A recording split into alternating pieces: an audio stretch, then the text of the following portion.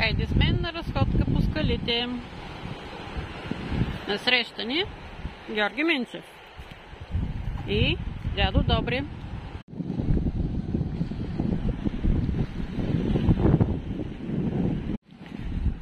От тук, от дядо Добри, където е нарисуван, тръгваме нагоре по една пътека. Ето е и пътечката.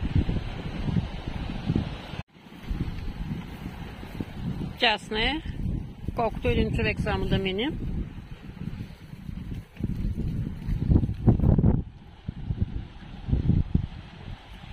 Поморие виждаме насреща, доста ясно се вижда.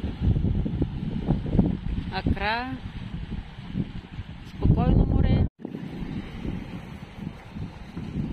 Пролета сигурно ще е по-хубаво, когато е зелено вече.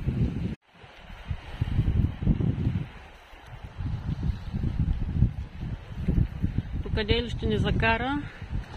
Мисля, че няма да мога да стигна там до малкия залив.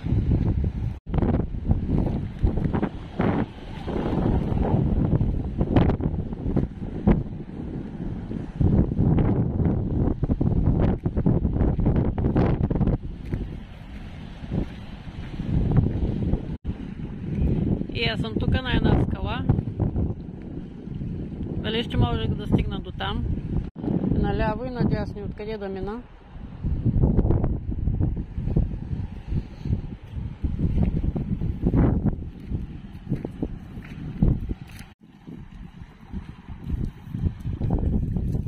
Хубаво малко заливче с скали обаче. Стигнах.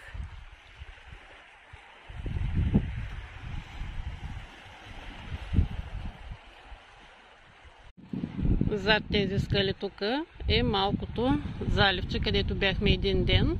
Отсреща военното поделение, онези къщички изоставени. Но тук мисля, че няма как да стигна. Много е стръмно. И да поемаме обратно. Хубави гледки.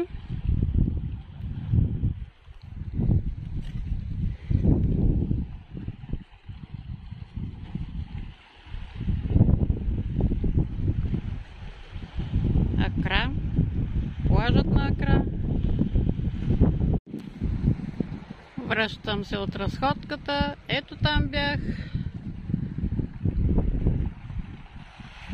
Малко е стръмничко, но мисля, че всеки може да го мине.